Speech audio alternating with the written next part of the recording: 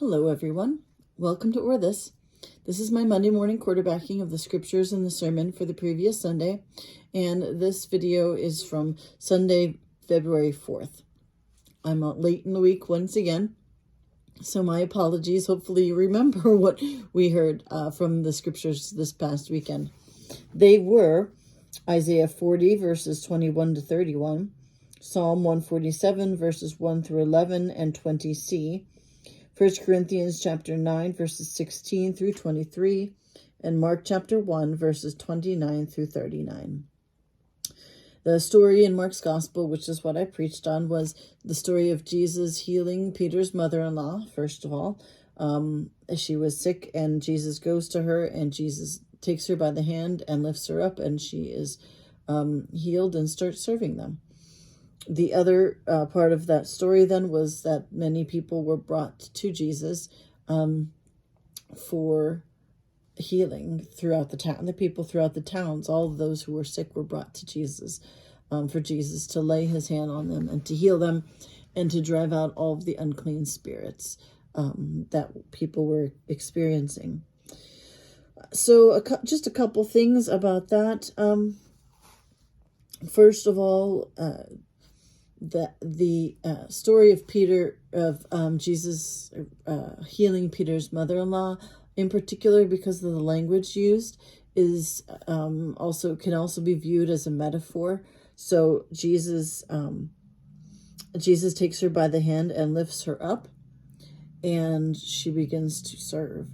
And the idea is that in a similar way, what Jesus does for us in healing us from whatever is weighing us down in our lives.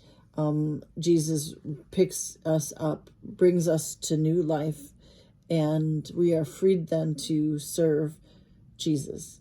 And of course, we do that differently these days. We serve Jesus by serving those in need and helping others. So that's one aspect of this story that is a nice reminder for us.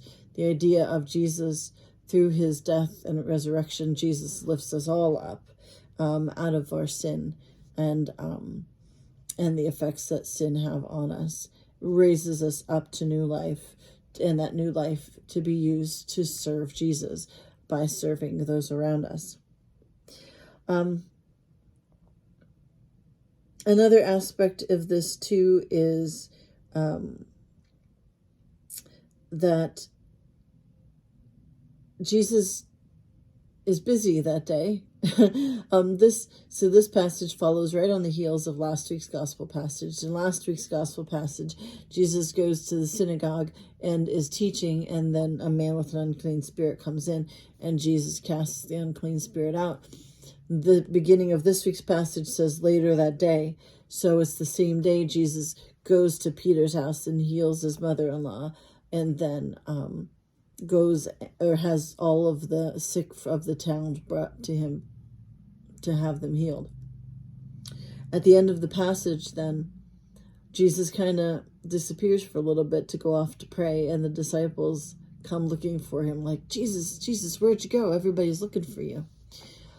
But it's a reminder that even Jesus, after a busy day of ministry, needed to withdraw and have some time in communion and prayer with God.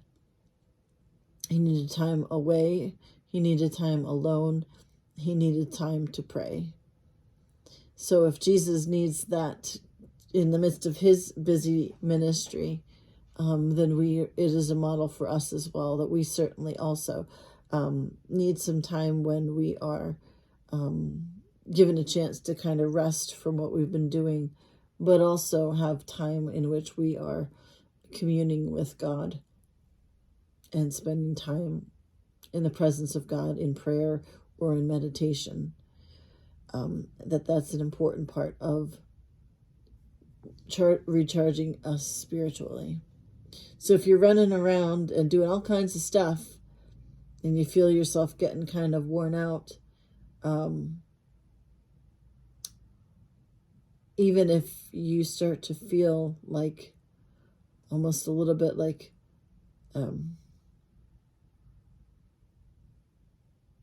you get annoyed more quickly in what you're doing and in working with others. Sometimes that's an indication that we need some time to recharge and reconnect and refocus and reconnect with God. Have some time to reconnect with God so that God can spiritually nourish us, so that we are once again filled with grace and love and patience and all that kind of stuff. So that's always a good thing to remember, especially for people, and pastors are certainly people like this, but we've got folks in our congregation too who are very busy doing good things and always doing things, and that's great. But there can become a time when we get burnt out and tired, and we have to be able to identify that for ourselves so that we know when we need to step back and when we need time to kind of sit in God's presence and let God recharge us. We certainly do that all the time when we worship is supposed to be a time for that. But we might just have certain times in our lives when we need a little bit more stepping back, a little bit more prayer time, and a little less busyness and busy time. So those are two thoughts that I had on the scripture for this week. Since we're so close to the end of the week, our scriptures coming up for the coming weekend are the story of the transfiguration of Jesus on the mountaintop being transfigured, and what that means for his disciples and what that means for the story of Jesus.